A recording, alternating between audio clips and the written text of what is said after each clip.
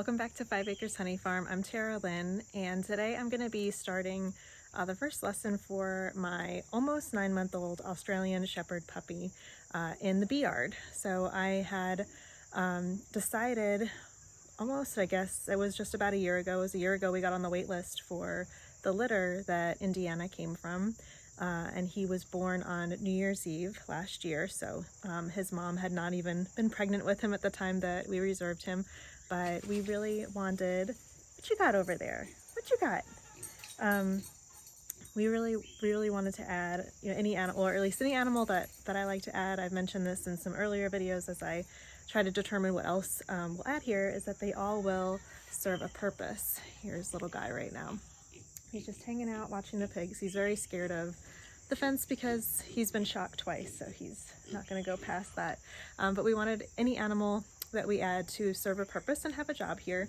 And Indiana has many jobs, and one of those jobs is going to be helping me in the bee yard. So I'm standing right behind our house right now, and so our pigs, while they're smaller, rotationally grazing around the house until they're large enough to go further out into the woods.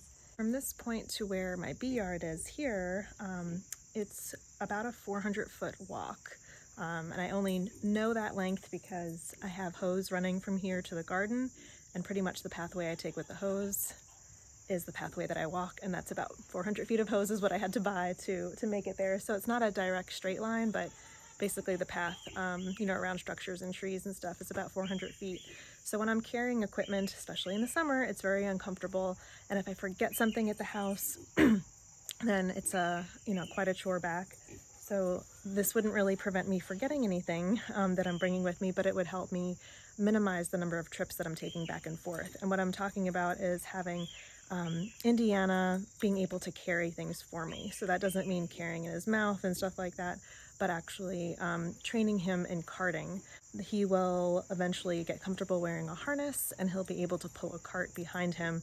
So as I learn this process and he learns the process, I will document it for you if you're curious about doing this as well. And if you have a dog that helps you, I guess the fence works for the pigs. They usually remind themselves of that a few times a day. What was I saying? Yes, so as he learns it and I learn that, I will share. And if you have a dog that helps you with your beekeeping, I'd love to know how you employ them so that maybe we can give Indiana another job.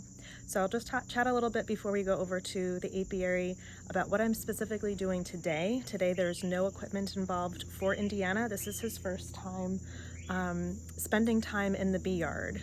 He kind of passes through it on a multiple times a day basis. I really instruct him to stay away from the entrances of the hives, and so he knows not to spend a lot of time in front of them. So today I want him to listen to me and not really be a pest while I'm inspecting the hives. I want him to stay a safe distance from the hives, and I want him to feel comfortable over there and know that he's okay. I've seen some custom beekeeping suits for dogs.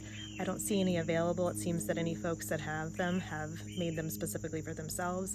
I also don't think that I would put that on him because I think it might be more of a danger than a help. So just keeping him a good distance from the colonies in the event they're cranky and things like that. Just doing that in general. I heard back at a beekeeping club meeting several years ago, someone made a really great analogy that when you're beekeeping, you don't want to be a bear. So if you think of the characteristics of a bear, you want to avoid that. You don't want to go in your hives at night. You don't want to wear dark clothing. You don't want to be clumsy. So little Indiana, as you saw, is small and black, so he kind of has that silhouette of a bear. So I particularly just want to keep him further from the hives in case just that the coloring and stuff on him might alarm the bees in some way. So so today he's just going to be listening, and we'll see how he does.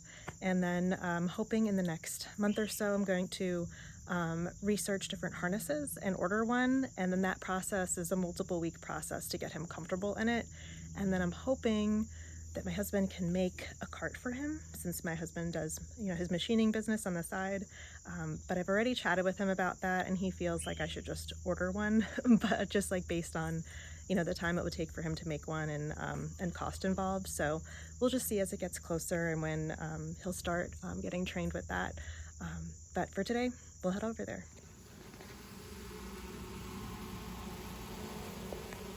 Indiana's first hive inspection. Oh, now that I said your name, you came over. I'm sorry. I distracted you. Come over here, Bubba. Come back over. Come here. Can you sit? You are doing so good. Been so good and you're sitting. Okay, I'll get you another treat. We gotta stay. Good stay.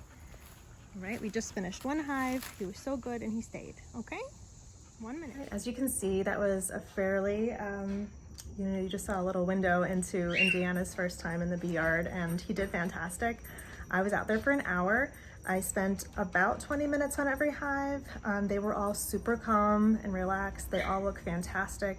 There was one that that needed a little bit of food, and there's one that just has so much honey in it right now. So I just grabbed a frame out of the abundant one, shook off the bees, and put it in the one that was hungry. So really nice because I don't have to make any syrup right now, and everybody looks really comfortable. I'm bringing in some beautiful orange pollen.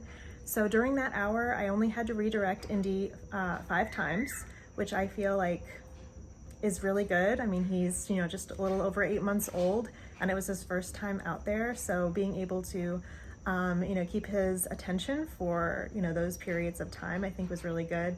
Plus, in between inspecting each colony, he was just naturally distracted because he saw me moving and, getting things. So just kind of keeping him into a routine of where he needs to stay.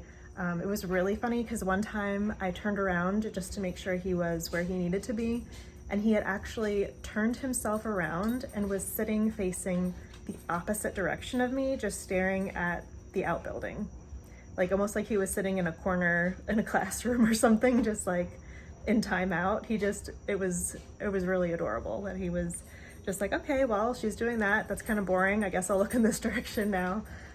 So you're a good boy. You did a great job. You did a really good job. So I'm gonna continue to take him out there as long as, circumstances cooperate. I'm gonna kind of do it at times of the day where I feel like he'll have minimal distractions and can really reinforce that positive behavior.